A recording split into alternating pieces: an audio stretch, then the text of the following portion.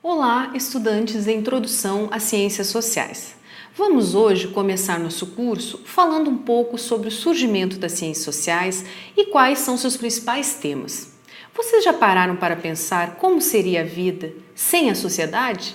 Relatos históricos de casos reais de crianças que viveram de forma selvagem, em completo isolamento ou alimentadas por grupos de animais, demonstraram que sem contato social, a vida de um humano seria totalmente diferente.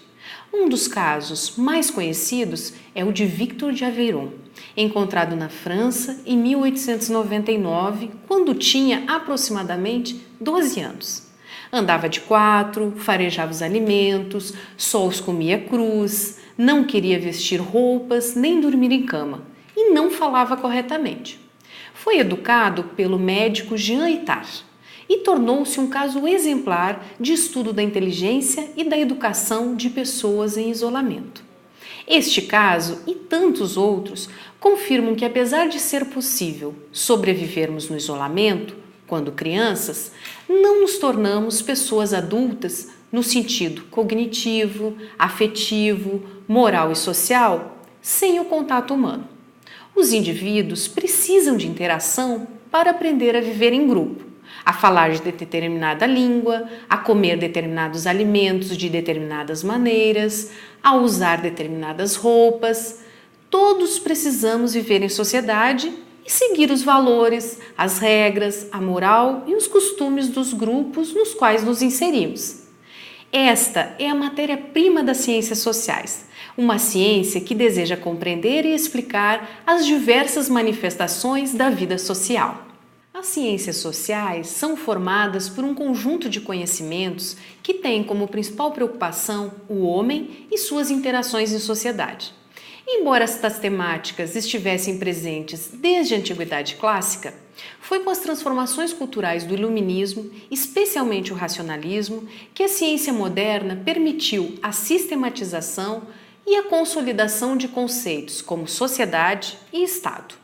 Inúmeros fatores históricos, além do racionalismo, impulsionaram as ciências sociais a partir do século XIX, especialmente as concepções democráticas e igualitárias presentes na filosofia, nas artes e na política, o avanço dos estudos sobre o homem, seu conhecimento, sua mente, sua moral, o contato dos europeus com povos de outros continentes, considerados primitivos e que chamavam a atenção para as diferenças entre os povos.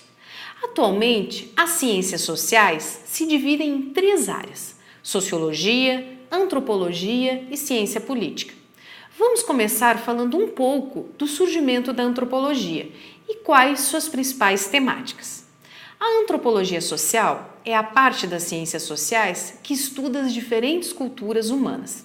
Neste sentido, ela teve seus precursores nos relatos dos europeus sobre os povos conhecidos no movimento de expansão marítima, em direção a outros continentes. Embora tenha origem tão remota, a antropologia se desenvolveu como ciência apenas no século XIX e no século XX ela se consolidou. A antropologia tem como principal preocupação as diferenças culturais, os rituais, os mitos, os costumes dos diversos grupos sociais. Inicialmente focada na vida dos povos tribais pré-letrados, atualmente expande seu interesse para as particularidades culturais dentro da própria sociedade moderna. São temas estudados pela antropologia: rituais e crenças religiosos, as relações de parentesco, as manifestações da linguagem, o corpo, a sexualidade e a saúde nas diversas culturas, dentre diversos outros temas. A sociologia, por sua vez, é um conhecimento da modernidade.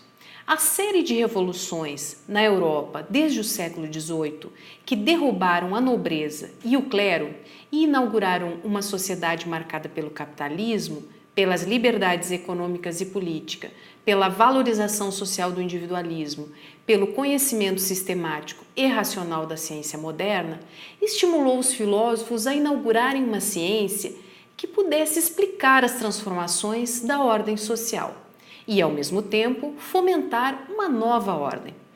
Embora desde a sociedade antiga o mundo social fosse palco da reflexão dos filósofos, foi somente no século XIX que a sociologia foi criada por Augusto Comte, que cunhou o neologismo em 1839. Émile Durkheim institucionalizou a sociologia, levando-a para a universidade. Ainda hoje, a sociologia busca compreender as regularidades existentes nos processos de mudança social, nas relações e interações entre os grupos sociais e entre os indivíduos. A sociologia trata de uma infinidade de temas da vida social: a desigualdade social, a religião, a família, as relações de trabalho, o lazer e o consumo, as relações de troca no capitalismo. Qualquer fenômeno que seja parte ou produto de relações sociais pode ser estudado pela sociologia. A ciência política é o estudo da distribuição e da manutenção do poder. A política não é um tema novo no pensamento social. Assim como a sociologia, desde a antiguidade clássica, os fenômenos da política são abordados pelos filósofos. No entanto, de forma sistemática e científica, a ciência política também é jovem. A preocupação da filosofia política era pensar a melhor forma, portanto desejável, de vivermos juntos em sociedade. A ciência política, cujo conceito apareceu pela primeira vez na obra de Gaetano Mosca, em 1896, difere da filosofia política, justamente porque não busca um dever ser, mas compreender a realidade política tal como ela se apresenta de fato.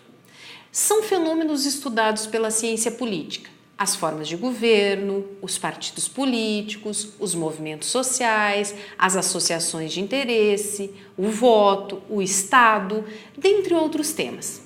Como puderam ver, as ciências sociais são capazes de explorar os mais variados aspectos das relações entre os homens e buscar respostas para questões que muitas vezes nos intrigam, mas para as quais nem sempre temos respostas, sem uma investigação.